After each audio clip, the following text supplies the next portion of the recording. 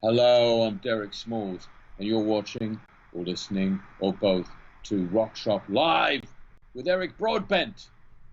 He's the Bent Broad.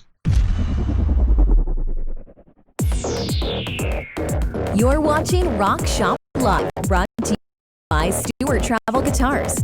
See Stowaway Travel Guitar at stewartguitars.com. Microphones for Rock Shop Live are provided by Rode Microphones. Now, for Music Gear Network, here's your host, guitarist Eric Broadbent.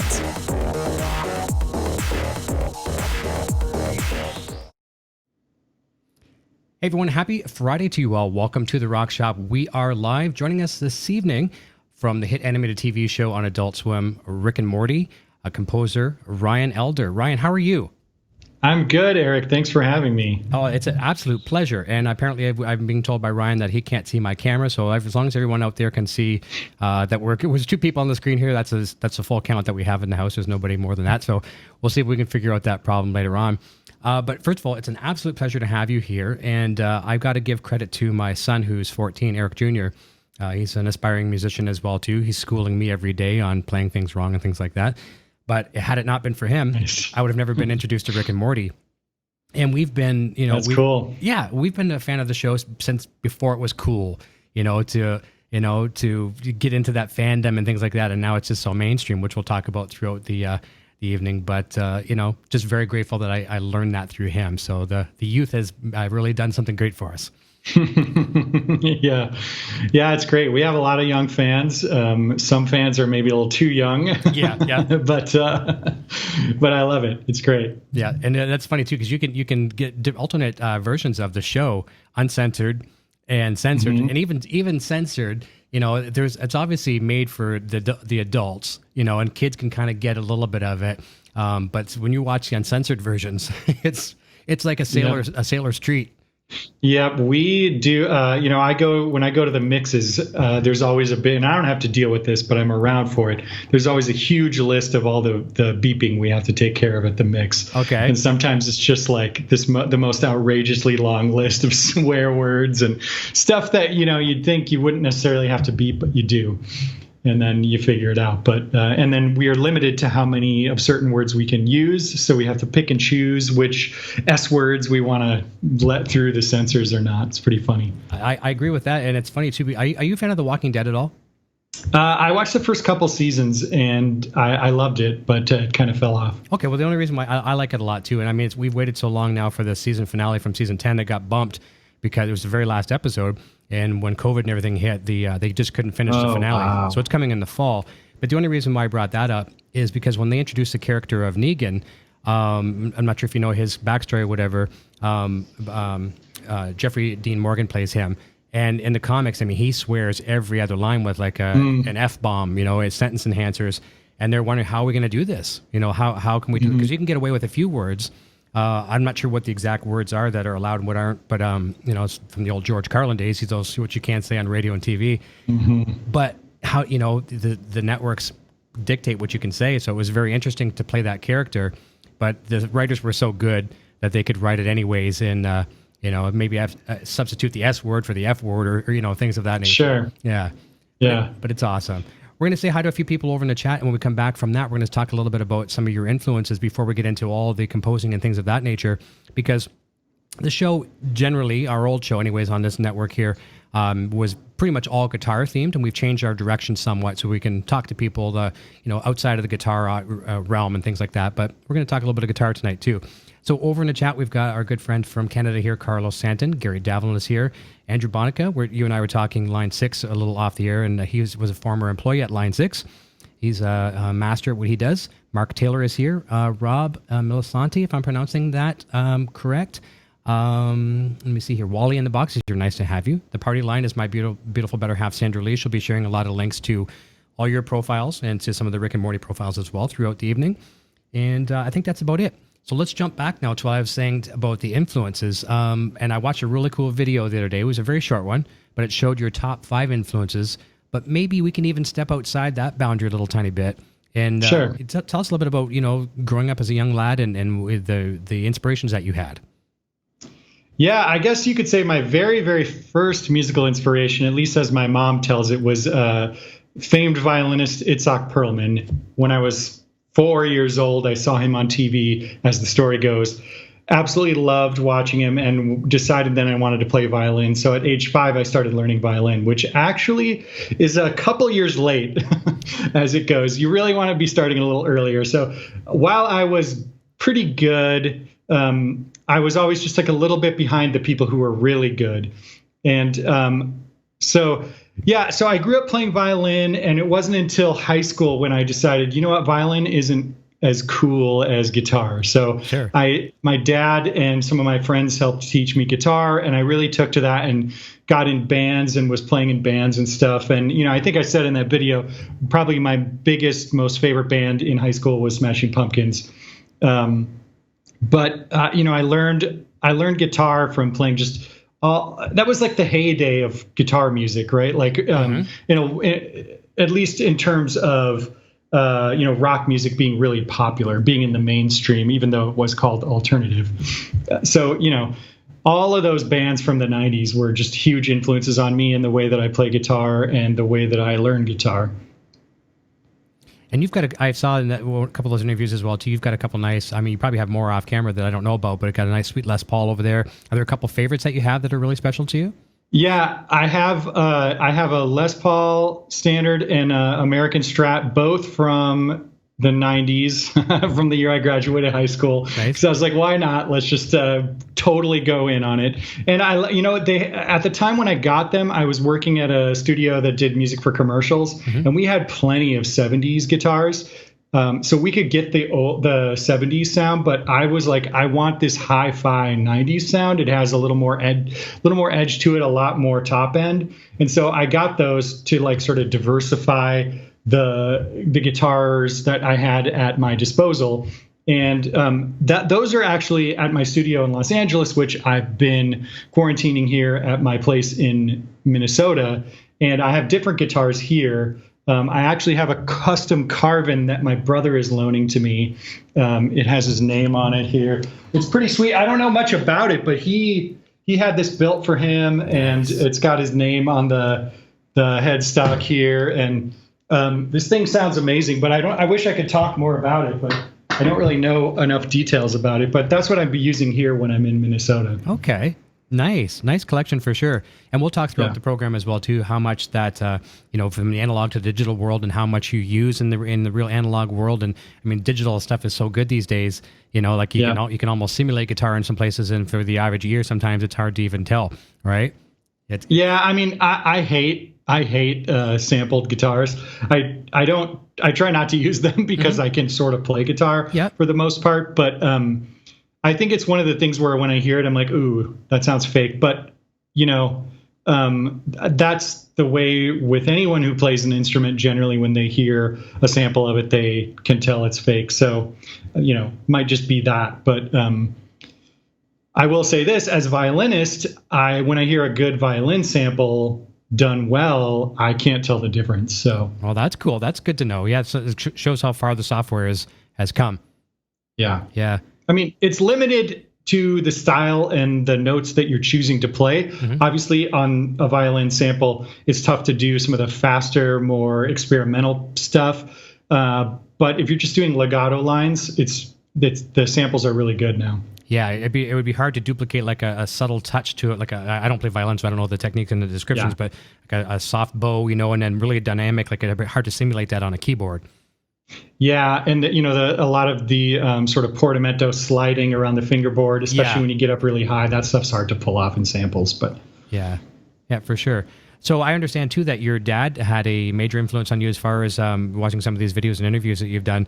One of the first guys to kind of introduce you to what MIDI is. And I feel bad at my age. I'm 52 years old this year, and I've just got it. I've always known about MIDI, but I just never really had the need or the desire to get into it. And with some of the gear you see behind me, there's a lot of MIDI capabilities in that. So I was like, okay, I got to start learning this stuff. But you got into it at a young age thanks to your dad, and that probably had a major, kind of catalyst to your career. Absolutely. My dad got into MIDI. He's always been a big nerd, and he always wanted his own computer. And I think the reason he really got into MIDI is because he lived in the middle of Wyoming State in a very small town called Torrington, Wyoming. I think population 1,500. Small. And he was having a hard time finding band members to play with. There was only 2 bars to play with and play at in town. And there was maybe, 10 rock musicians in town. So he would have a hard time finding people to play with. So he just thought, I'm just going to get a drum machine and a keyboard and, figure out how to use my computer to program them. And he would lug his giant IBM 8086 to the towed away bar and plug it in and hit space bar and then just play guitar and sing along with it. And he did that for many years. And as I was growing up, I was just always around songwriting and MIDI sequencing through my dad's connection to it. That's cool. And even back when I say in the day, I don't even know how long ago this would be, but I'm going to say maybe very early 90s. And I wonder if you know this program. It was actually a multi-track recorder. I don't think it did MIDI. It just strictly did audio.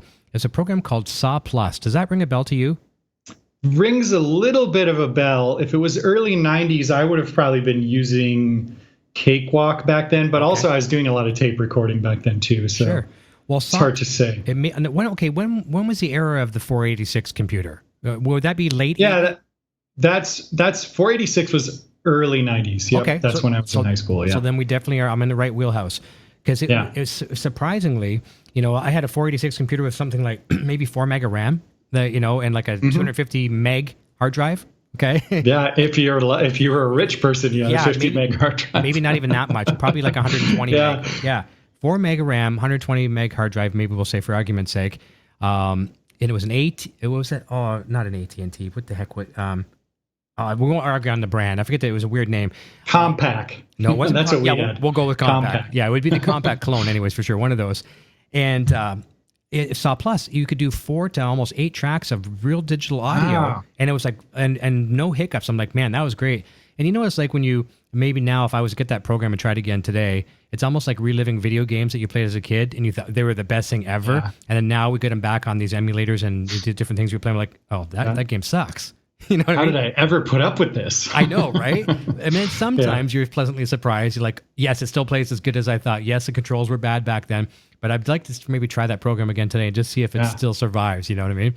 Absolutely. That's awesome. And it's cool that you mentioned too about Smashing Pumpkins because as I told you off the air on our test call, Jeff Schroeder has become a very good friend of the family here. We've had him on the show three times on our Helix Hour show and once over on the EVH show that we used to run. He's a big Eddie Van Halen fan, so we were talking guitar and all that kind of stuff. But I texted him last night and let him know that I said, I just watched this video with Ryan, and he's a major fan of the Pumpkins, so I'm sure there'll be some correspondence between you two in the near future. Cool, yeah, he's a monster. He is. He's a great player. Last week over on there, a couple weeks back, we had him on, and he was showing off these new custom guitars that were built for him from Yamaha. And oh man, I'll send you a link to check those out later. Absolutely stunning. Very cool. Yeah. Very cool. So knowing, I know you've known Dan and Justin for quite some time. Obviously the creators of the show from Rick and Morty, and a lot of other work that they've done together and separate projects and things like that. I think I was told this by Chandler, one of our mutual friends. Were you and Justin roommates at one point in your lives? No, we were never roommates. Okay. I was already married by the time I met Justin. Oh, okay. But he and I have been really good friends, and we lived mere blocks away from each other, and we've certainly worked on projects together where it seemed like we might have been roommates for a day or two. Yeah. Well, that's cool. That's cool though. So how did that gig come into play? Like, I mean, obviously your work, speaks volumes. But how did you get on his radar? His radar get on you? How did you hook up? Yeah, I met Justin and Dan through a monthly film festival in Los Angeles called Channel 101. It's kind of like a mini TV network, but it's totally democratic. The audience votes for their top 5 favorite shows. The top 5 get to make the next episode. The rest are canceled. And there's no money involved. No, any money that is spent on shows comes out of the creators' pockets. And so there was a lot of love for just making cool, funny TV shows. Dan started Channel 101, and Justin was one of the sort of stars of Channel 101 at the time. And he had a show called House of Cosby's that was really popular, which unfortunately doesn't hold up. But but it's still out there. You can find it. It's really funny as long as you forget about who Bill Cosby is. And then, so I met Justin through that, and Dan, and I just said, any music you guys need, let me know. I'm definitely on board. And I worked on a whole bunch of stuff with them that was kind of just for the love of it over the years. And so when they sold Rick and Morty, or when they got the opportunity to do Rick and Morty, I was one of the people that they called to work with them because we had done so much work together in the past. Oh, that's cool. The House of Cosby's, is that what you called it? Yep. That was the one that he ended up getting. I think he got like a cease and desist or something, didn't he? He did, yes. And then his next show was called The Real Animated Adventures of Doc and Marty, and he was trying to get a cease and desist from the Back to the Future people. Yep. Yeah, I remember. Yeah, I saw an interview with him talking about that. Yeah.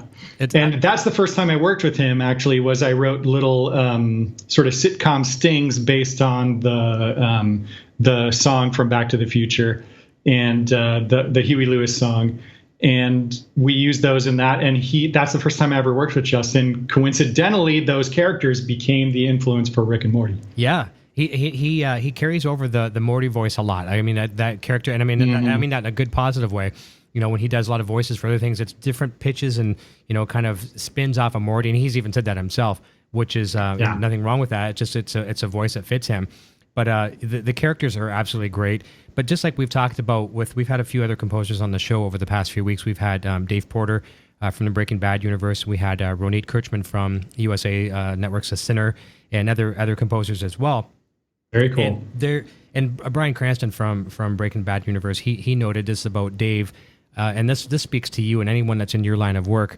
He said about Dave saying that his voice is true, or his music is truly a character on the screen, or on in the soundtrack, and yours as well too. You watch Rick and Morty, you pull that back and you mute some of the music, because I even watching some of your interviews where you're just showing the video and there's no music playing. Then you put in your score, and it's like, holy cow, does it ever come to life? Like, even take Star Wars. I'm not sure if you're a Star Wars fan. I'm assuming you probably are. You take John Williams out of that, and all of a sudden, okay, it's just a bunch of little, Yeah, I mean, it's kind of you to compare me to John Williams, but or even Dave Porter in this case. But I mean, I try to elevate the show. Of course, that's my job, to help tell the story and stuff. But I do think, I get to see the episodes without music, and in fact, they're usually in animatic form when I first see them, which means they're very simply drawn. They're not really animated, usually just black and white. And I still think the show would hold up even with no music, and even if it was just like black and white drawings, because the dialogue is so funny and so fast and so weird and exciting. But it is kind of you to say that, for sure. Oh, no problem. And I appreciate all that goes into that kind of work. I mean, it's so absolutely amazing, and it can make or break a show. And as you've said in some of your interviews, and a lot of other people that are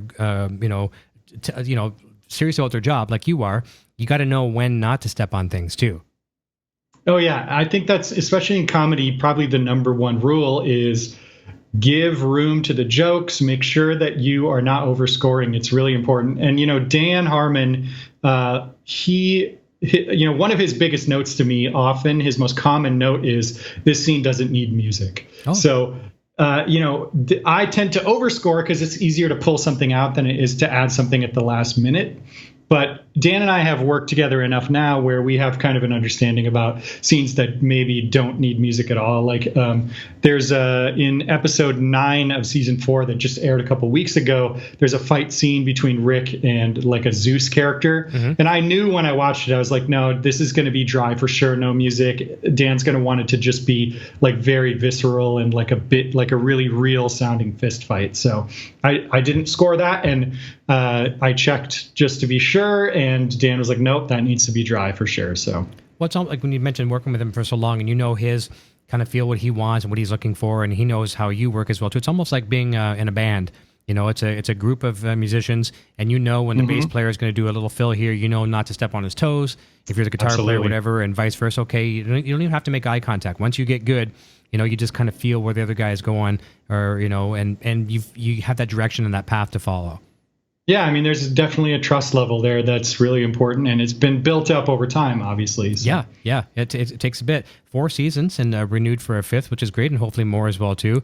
I know that what was it between the 3rd and the 4th season? I think it was one of the longer breaks, and fans like us were just like, "Oh, please give us a show." And I don't even think there was a set date for the return, and it was like, oh, it was just, and you didn't want to forget about it. That's the thing with some of these shows. If there's too long of a break, they may lose some of their fans because they find something else, and there's a lot of interesting things out there. But I'm looking forward to the return. And the nice thing in the animated world as well too. I mean, obviously with our things with COVID and things like that, we don't know how long we're going to be in things like this. But like in their case, can a lot of that be done from remote workstations, or do they have to be at a like kind of a render farm somewhere? Nope, they're working on season 5 as we speak. Great. It's in full production as far as I know. So. I haven't seen anything yet, but I expect to soon. Hopefully, we'll see. Great. Yeah, I don't honestly, like, I'm just like the worst source for when it's going to come back, because I don't get involved until pretty late in the process, and then even once I do get involved, I still have no idea how long it'll be before it comes out. They just don't tell me. I know. Which, it's fine with me. Obviously, do I wish it was on all the time? Of course. Yeah. It's a great show. I love it. But yeah, I just got I got a text message from the wife. She says, "I remember when they said they weren't even coming back, and we almost all died." Because it was almost like I don't know who said that, but I think that's funny. Yeah, I think it was up there somewhere around season 3. I think I'll have to look up the source, but it was scary for sure. Oh yeah, well there was, after season 3 there was some negotiations going on or something, but right. I don't think it was ever truly in danger. It's too much of a hit, It is for sure. Well, that's my next question I was going to lead into. I mean, we're 4 seasons wrapped up now, just last week or whatever, 2 weeks ago, and going into the 5th season, as you said, production's already begun. Did you ever, when you got into this, I mean, I know you probably trusted their vision and their creative genius, the two of them together, but did you ever see it would become this colossal thing? Like, I don't want to put on the same platform as the Simpsons or things like that. I mean, Simpsons 26, 27, 28 years, whatever that's been. But did you ever think it'd be this big?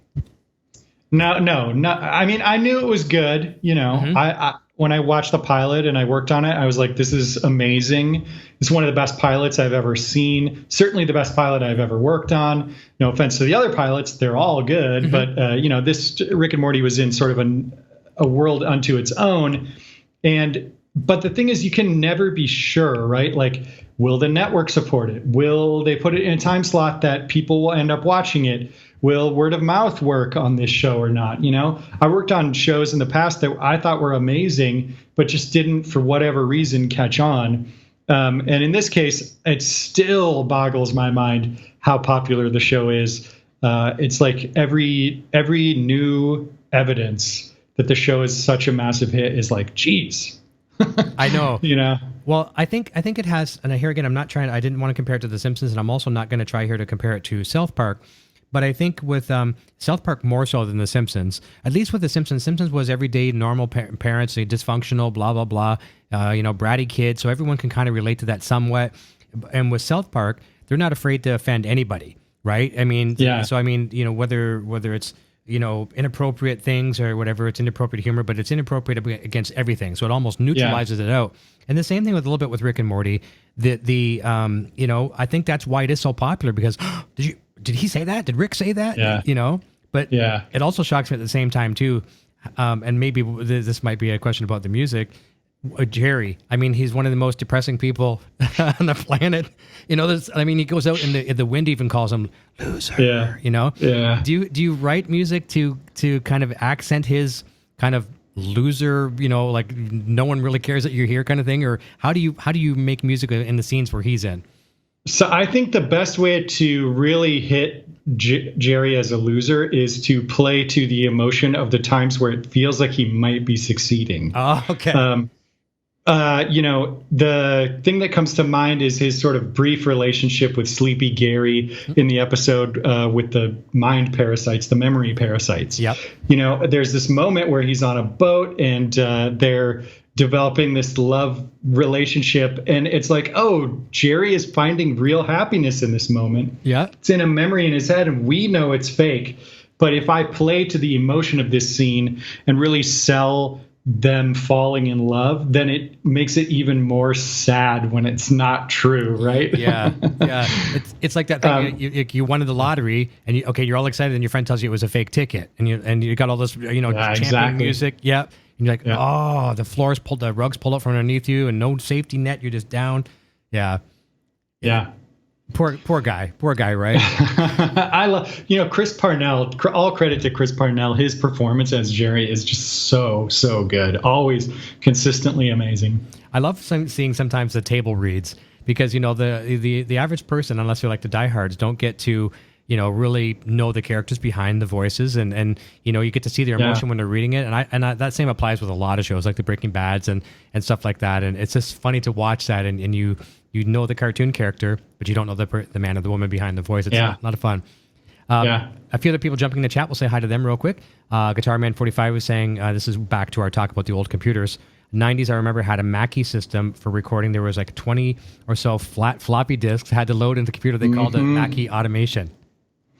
Yes, they had that. My first job as an intern in the year 2000, they had one of those Mackie systems, like sitting collecting dust. Oh, geez. It was already out of style by then. Yeah. Well, I always tell people how much I work in Photoshop, and this goes to show you how long I've been using Photoshop for my business. I used to use it when it was about 14 flop, like one and a quarter, whatever they were, floppy disks. And then every once in a while, you get one corrupt disc. You're probably at disc 12, and all of a sudden can't read from the disc, and you're like taking it out, blowing it in like a Nintendo cartridge. Yeah. Just trying to. It's like, please, I got 3 more discs to go. Right now, everything's like on a USB drive or whatever. Brad Miller is here. Andrew Bonica says, my first digital recording MIDI experience was a Tandy 1000 with a built-in music program. I was instantly hooked. Very, very cool. Yeah, that's cool. Yeah. And Wally in the Box, we were talking about Huey Lewis earlier, says love Huey's music.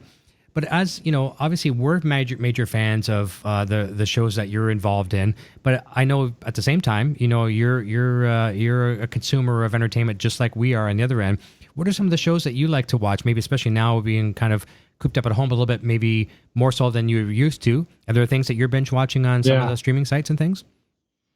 I just got done binging season 2 of The Politician, which is that Ryan Murphy show on Netflix. I love it. It's bananas. It's nothing like anything else I've ever seen, except for maybe another Ryan Murphy show. Okay.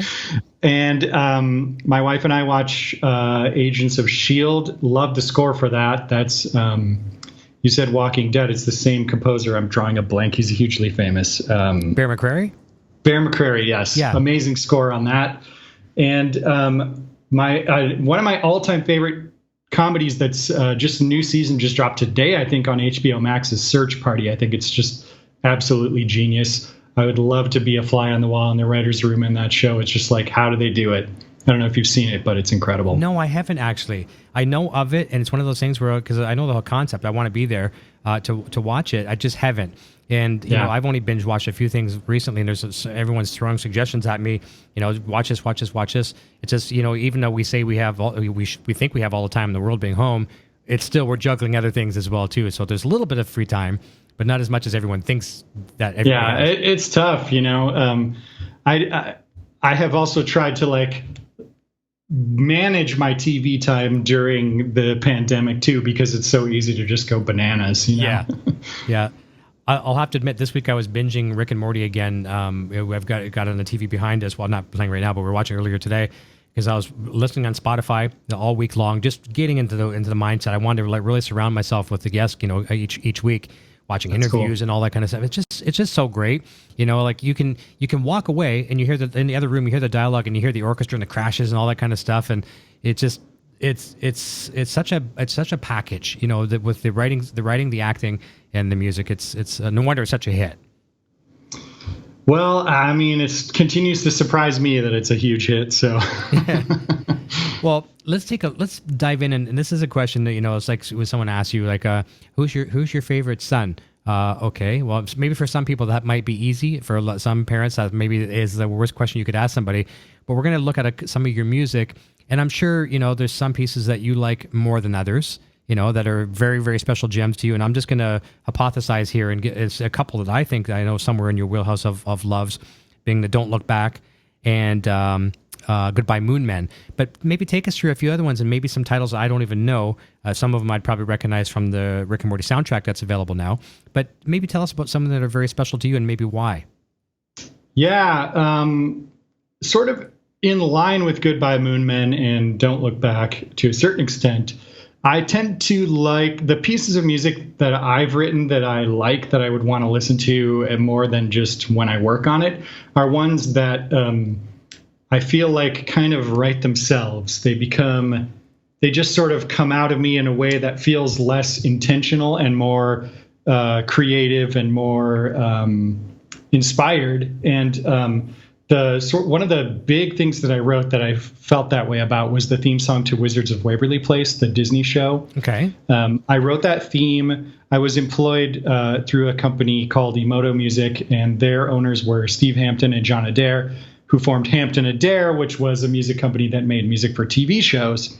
And they allowed me to demo on the Wizards of Waverly Place theme. And it was one of those pieces of music where it just sort of came out. And then I was writing lyrics, and I had this brainstorm the night before I had to write it about how to do the lyrics, how I was going to do sort of clashing opposites, because it was about magic, but it was also about like how magic is can be kind of a burden as well. You need to be careful with it. And so I had these ideas about how to do that and pull it off. And it's one of the songs and pieces of music I've written that I have felt like was just like, wow, this thing just came out.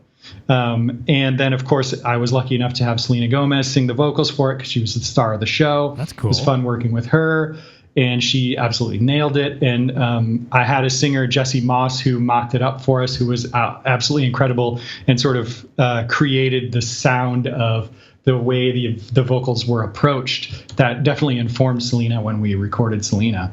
And it was just, it's definitely one of my favorite things I've written. I also worked on a documentary about Dan Harmon called Harmontown. It was about his podcast tour. Okay. And some of the music from that is some of my favorite music I've ever written. I was writing most of it within about a 2-month period in January and February in Minnesota. I was working out of my basement. So it has a very sort of claustrophobic almost feel, but also it has this sense of whimsy. It's kind of like I was able to get this sense of childlike whimsy mixed with this kind of melancholy claustrophobia. Okay. That I'm really happy with the way that turned out. And yeah, that's what comes to mind right now for sure. Well, good answers for sure. And does the music change a lot for you? Like, I know there's certain signatures that will have to be, carried on. So when you're watching, it's Rick and Morty, but do you advance somewhat? Does the music grow or change much from season to season? Or I know you're probably given some liberty to do that, but I'm just curious how it adapts over the seasons, obviously being 4 now. Yeah, I always try. So I have a template that I use for Rick and Morty, and it's got, all the sounds, and some of the sounds are still sounds I used in season 1. But every season I try to sprinkle in some new sound, some new approach or technique, something that can add newness to the music so that it's more interesting to the viewer, and B, frankly, this is the most important thing, is it's more fun for me to work with new tools and new toys every season, so that I stay motivated and interested in what I'm doing. And so I use a lot of contact libraries. Mm-hmm. I don't know how inside baseball you want to get, but I usually try to sprinkle in a couple new libraries or sounds into every season as I move on. Oh, that's cool. And when you talk about a template now, do you mean like a workflow template, or you have like a certain collection of instruments? Is that what you mean by template, or maybe a combination of both? Yeah, a collection of instruments. There's a bunch of contact libraries preloaded into a template for Pro Tools that I just open it up, and it's got all this. It's got most of the sounds I know I'm going to want to use on any given cue already loaded in, and then it's just a matter of mapping it out and applying those sounds to the story that I want to tell. Because obviously the workflow, I mean, that could apply to video editing. It could be composing. It could be photography. Having your templates. We all have our templates and our different types of formats. It just makes the day easier. The turnaround is better because you always know there's going to be some edits, and we'll talk about that. Revisions after too. Revisions can be a nightmare no matter what field of work you're in. I've had some jobs where I've expected revisions and had to do nothing. And then you got other ones, you think you aced the deal, and then there's 45 revisions, and you're like, sometimes you never price the jobs right, It can get crazy. But maybe that was a question later on in the program, but why don't we hit it on full on the head right now? Have there been times where you've submitted music to the guys, and they're like, okay, great, no problem, no revisions? And what's maybe one of the times, maybe a piece that you can remember where there were those multiple revisions, like maybe one of the worst ones you've ever had to revise? Yeah, it's probably the one that I had to work the most on, and this is maybe a factor of of it being from season 1. It was actually from the pilot, I think, or maybe no, I don't remember what episode. Maybe it was the second episode. Terrible. The fans are going to read me hard for this one, but that's okay. It's okay. There's a scene when Morty falls asleep in math class, and he starts imagining that he's in this mathematical world. I think it's a reference to that old Disney Donald and Math Magic Land thing. There's numbers falling, and he sees Jessica in there, and all that happens. It's a dream sequence, and that music was really hard to nail down, actually. I think I probably did 5 versions of that one, which doesn't sound like a lot, but for Rick and Morty, that's kind of a lot. Most of the time, I don't have to do whole new versions of stuff. So that scene was probably the toughest to nail down, and I think part of that was just like I was still sort of getting to know Dan and Justin to a certain extent, although we had worked together in the past. There was higher stakes, and it's a different situation. But there was just a scene in the toilet episode of season 4, a couple scenes where my initial pass was not correct. Part of that was because the approach changed, the dialogue changed fairly significantly in these scenes, and sort of the approach to Rick's character was the toilet episode. And when I did my first pass on it, Rick was kind of more of a bad guy, and my music sort of was trying to reflect that. But then as we started getting color in, Dan wanted to change it to where he's more determined. Okay. He's more focused and determined. So I changed the music to match his determination, his sense of like constantly moving forward to solve this mystery of who used his toilet. Well, that's a pretty good track record, and obviously early on into the first season, I know you, like you said, you've worked with them before, but you're learning each other now on this show. So, a couple revisions there, and then, a couple towards the end of season 4, and a nice track record in between. That shows a lot with the harmony between the three of you and the producers and things like that too. Yeah, I mean, of course, I do revisions on every episode. Sure. It's just like, the significant ones are the ones that stick out. And there's been plenty more significant ones. I think the what was it called? Vindicators episode had a lot of notes to the music because I overscored it. There was I had too much melody. Sometimes melody can be distracting from the story and the dialogue. And I think I got a little carried away maybe that episode, and it was like, let's pull that back and just make it more supporting and tonal. And that's what, kind of going back a few minutes ago as well too.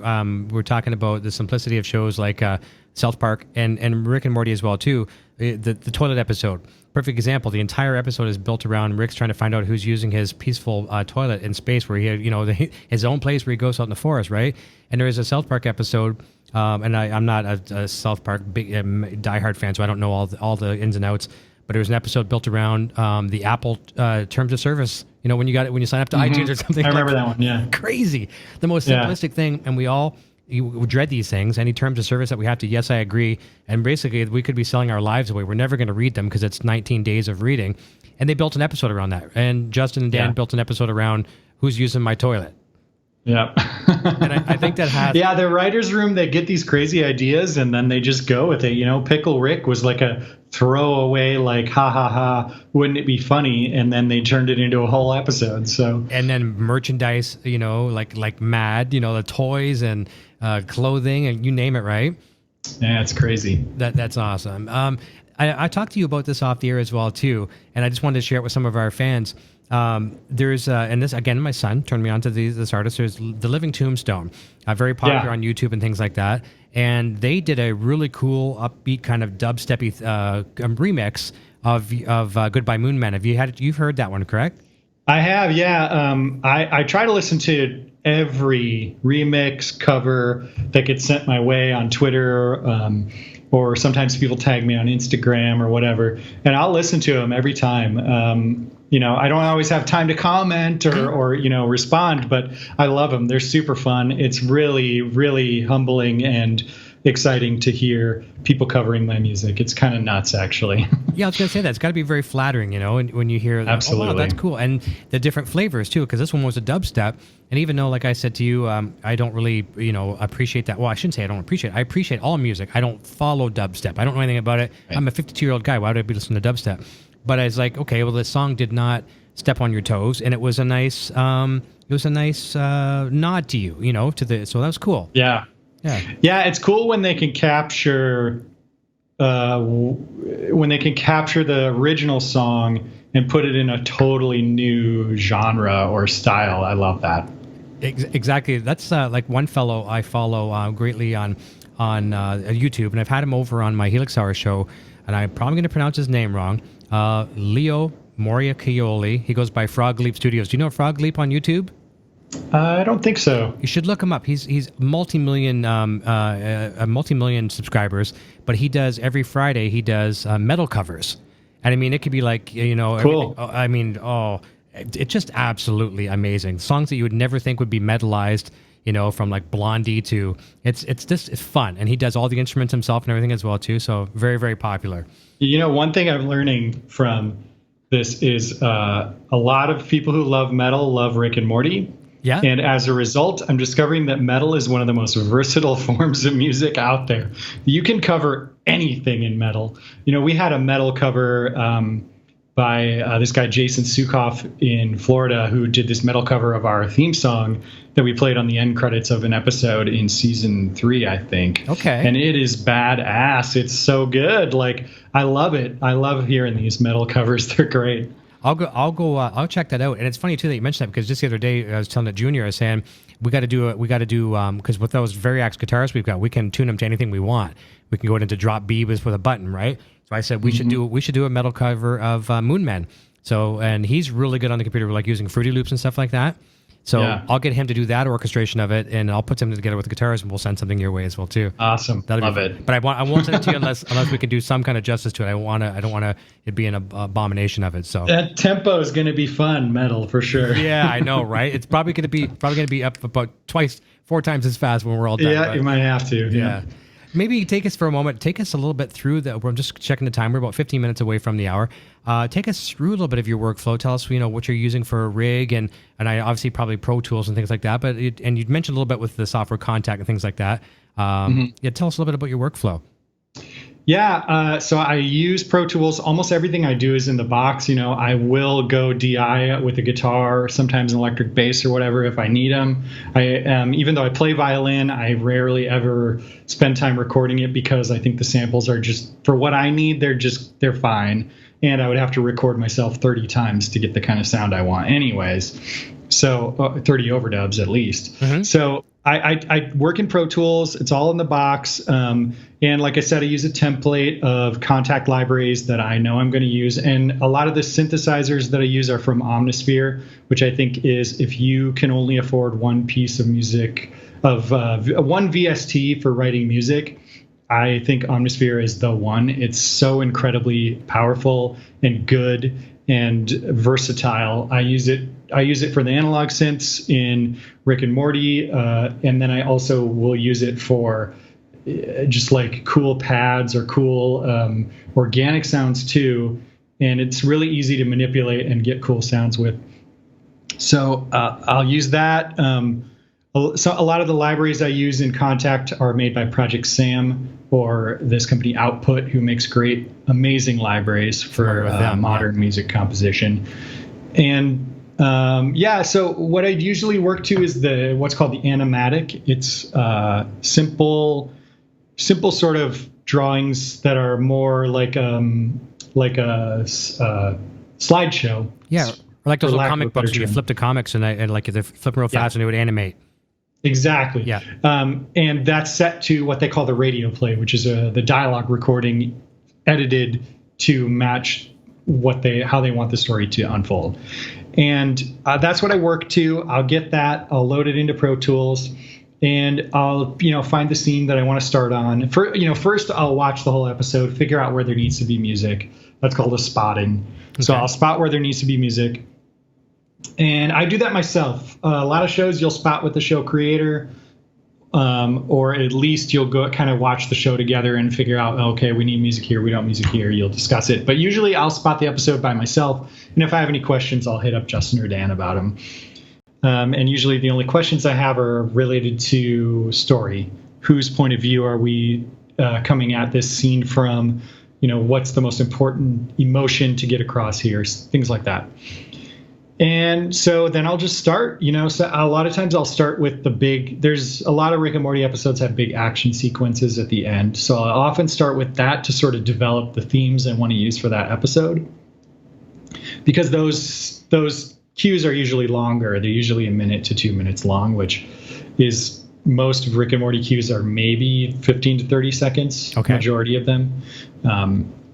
And so I'll just start, and I like to pick a tempo first because I know the style or the tone and mood I want to go for usually just by watching.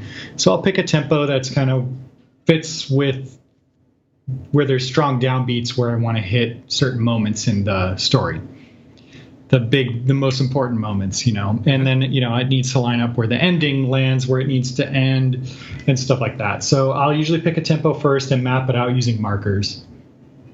And then I just start, plugging stuff in. Sometimes I'll start with percussion. Sometimes I'll start with staccato strings or, a synth pulse or something like that. I write a lot in 4.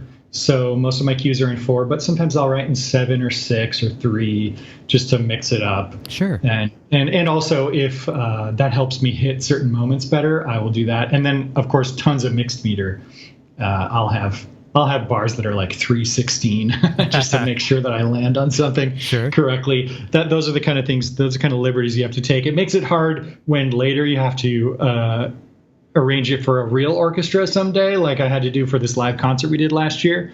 But so it makes it hard for those people to play a 316 bar is a little hard to pull off. Not impossible, get the best musicians out there and they can do it, but it's not ideal. But that's like, those are the shortcuts I'll take to work quickly and make sure things hit where they need to hit. And then once I kind of get all the instruments in where I like them, I'll start mixing it a little bit. I tend to mix as I go, making sure volume levels are relatively correct to each other and there's reverb and everything going. And I usually just do a little bit of light mastering, not a lot, because when I send it to the mix house for final mix, they don't want it super squashed. Yeah. It'll just fight with dialogue too much. There needs to be some breathing room. And if they want to squash it there, they'll do it there, Agreed. That's the thing too. I mean, you start getting to massive compression. You're kind of dating it as well too, and sometimes that can be a good thing. Not for the show, but Junior's turned me on to this video game soundtrack. It's a Hotline Miami or something like that. Oh, that's amazing. Do you know that? You know that game? Is that Mitch Murder? Is that the guy? I think so. Who did it? Yeah, he's a synthwave guy. I love that style of music. Absolutely obsessed with it. And it's squashed. I mean, it is like just. There's wringing out every little drop of blood with compression with that thing, but I like it. I can drive in the car with him. Like he Bluetooths it to the car stereo, and usually I'm a pretty open dad with that. I listen to anything he wants to show me, and I like a lot of the stuff he shows me. But I love that stuff. I can listen to it all day. Yeah, there's something. It's like nostalgic, and it's great for driving. Yeah, it's like my favorite style of music to drive to. Well, absolutely. Do you know this band, The Midnight? Well, they're like they were a synthwave band with vocals, and I love them. I discovered him through Junior as well. So, and speaking of which, he just bought this game the other day. He's got one of those Oculus Rift S virtual reality things, and he bought the Rick and Morty's virtual reality. Yeah, it's fun. I played it. And I was watching it, and I can't watch very long because I get motion sick on normal games. Like if it's a game like Doom or things like that where you're going down corridors or Call of Duty and things, I get very, very motion sick. And then you put that into the virtual reality world, just watching it through the pass-through on his monitor, I'm still getting a little queasy. But did you have any of your? I know the voices are the guys, but did you have your music in the game too? I think the theme song is in there, but that's it. They didn't contract me to do music for that. No, that was done through a gaming studio. I can't remember what they're called. They make a bunch of VR games, but I didn't work on that. There's actually none. I haven't worked on any of the Rick and Morty games, although they do feature a lot of my music. Okay, that's cool. Yeah, and that's the thing too. A lot of times the games won't have the budget that, let's say, like a movie would be shown at the theater, or a spin-off or something like that. Obviously, there's a lot of different budgets for the side things like that. Yeah. Here's a good question from a fellow in the chat. Rock Cop says, Ryan, what's something you've always wanted to work on but never had the opportunity? Oh man, my dream actually is to work on a network sitcom. I know that's like totally corny, and I did briefly get to like ghostwrite for Just Shoot Me when my bosses had that show. But I would love to work on I would love to work on a network sitcom where it's like transition cues only, and maybe sometimes you have to do some background music in a bar. That sounds like a really fun gig to me. That would be cool. But, that would be cool, though. I mean, there's nothing wrong with that. I mean, there's some good sitcoms that we've all watched out there. I mean, I used to be a major fan of 2.5 Men until that kind of went crazy, and things like that, and like the Tom and Roseanne and all those. There's a million. We can talk a million of them, but that would be a good gig. Yeah. And you get it's not super flashy. It's not very rock and roll, but it seems like it'd be fun. And I mean, if you do your work well, like you've done with Justin and Dan, it's a nice job security. Hopefully, if the show picks up and reruns, that's true. Yeah, that's cool. But I mean, there's all kinds. Maybe as we get ready to wrap up here, we've got about 8 minutes left. I'm not familiar with Boss Baby on Netflix. Can you tell us a little bit about that? Yeah, well, your kids aren't young enough then. Yeah, that's the thing, right? Everybody I know who has kids that are maybe between the age of 5 and 10, they all watch it. It's based on the movie. It's a sort of a TV spin-off of the movie The Boss Baby with Alec Baldwin. Our version, it doesn't have Alec Baldwin, but it's continued adventures of the Boss Baby, and it's a really fun show. I co-write it with my co-composer Ben Bromfield, and the style of music that they wanted when they were looking for composers was basically it boiled down to 30 Rock meets Jay-Z. And I can do Jay-Z in my sleep, and Ben Bromfield, my co-composer, can do 30 Rock in his sleep. So we thought we'd pitch together, and we got it. And it's been a really fun show to work on. I think it's like surprisingly really funny. And I think if there's any parents who end up watching it because their kids like it, you'll see that it is quite funny. Lots of jokes for the adults in the room, and just really, really well-crafted, well-told stories. Brandon Sawyer and Matt Mann are the two showrunners on that, and they just do incredible work, and the writing is awesome. It reminds me actually a lot of The Simpsons, but, for kids. Yeah. Well, that's cool. I'm going to check it out just because, it probably wouldn't appeal to me without having younger kids. But the fact that your music is in it, I would like to go just discover that. And it's you get to be a fan of the people that you're interviewing here. And I do that all the time. And when we had Ronit Kirchman on a few weeks back, I hadn't seen The Sinner. And this was a cool thing. Maybe as a person who composes music, you might appreciate this. I went into the show, like I only knew of the name. And Bill Pullman is an actor I like. I'm surprised I didn't know he was in the show. So I went and started watching this movie, and kind of blindly, I wanted to hear it through my ears as opposed to watching the show. And It was good. It was really, really good. A lot of landscapes, obviously being a fellow violinist as well, and cellist and everything. But it really drew me in. So I want to go and discover some of the other stuff. And even if I don't like necessarily the story or, whatever, I at least get to hear the music. So I'll certainly approach that with open ears. Well, I will say we didn't do the theme song for Boss Baby. So it's a great theme song. It's an amazing theme song. Don't skip it, but just know that we didn't do that. That's right. And I almost made the mistake with Dave Porter. I thought Dave did the the opening theme for Better Call Saul. He just did the end theme, but of course he's done the Breaking Bad and then everything else in between that whole network. But you mentioned it's pretty rare that a composer gets to do both the show score and the main title theme. Yeah. And that's usually just because there's more competition on main title themes. Yeah. So, but I was lucky enough to get to do the Rick and Morty theme. So. And it's great. And it almost, this is a funny story that a lot of people I shouldn't say I'm the all knowing person when it comes to Rick and Morty, because I'll get schooled all day of the week, but I love the show. But some people that maybe even have less knowledge than me may not realize that theme was possibly going to be used for something else. It was like, okay, well, tell you what, guys, we're going to get the show going. Let's kind of place it here. We're going to use it for the Rick and Morty for maybe a couple episodes. We'll see what happens. And it's stuck. And that's the case, right? Yeah, I mean, once the show was on the air, it was locked in. But for the pitch presentation, this is before there was even a pilot. We just put it on there, as like a placeholder. And Justin liked it. I wrote it for a different project that Justin and I worked on together, and he liked it. And it was like, this feels like it could work. Let's just put it in there for now. We really like it. And then it stayed, and there's never any reason to replace it because it worked so well. So, and then they created the whole main title around it, which made it work even better. So. And the funny thing about that as well too, and there's one more question from the chat, and then we'll let you go. But it reminds me of a little bit of Star Trek. And is there a theremin in there, or is it a simulated theremin? Or it's not an actual theremin, but it's a sine wavy, portamentoed sine wavy kind of theremin-y sound. Yeah, for sure. And that kind of has that whistle of Star Trek, that kind of that feel. That's what I feel. It's definitely heavily influenced by the Doctor Who theme. Okay. If you know that, yeah. Very cool. And Farscape was one of the references, and Invader Zim, and just like any sort of sci-fi, tropey sci-fi adventure music, cinematic. And it makes you feel like you're that young person again, watching all those shows, that we grew up with. Yeah. Awesome. That's what we were going for. And, one of the reasons why they made the main title the way they did with scenes from different episodes is because Justin always said he loved, in the 80s, you would watch Saturday morning cartoons and you'd see the theme song and it would have clips from different episodes, and you go, oh, I want to see that episode. When am I going to get to see that one? Smart. So he wanted to sort of recreate that magic. And that's why there's scenes that don't appear in any episodes in the main title, because he wanted to create this like sense of mystery around the show. Maybe there's episodes you've never seen before.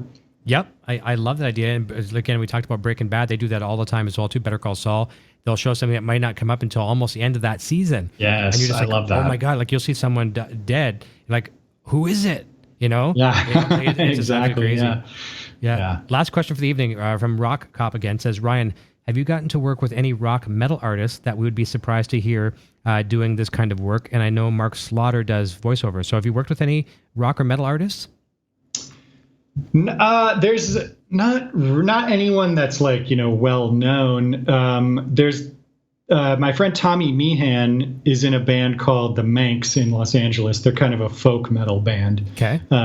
And he did the theme for the Ball Fondlers TV show within Rick and Morty. It's kind of it's very, very metal. Great guy. So I've worked a little bit with him, but no one like, other than, Jason Sukoff, who I mentioned earlier, who's a metal producer who put together the theme song version. But no one, I would love to, though, one of these days for sure. Yeah.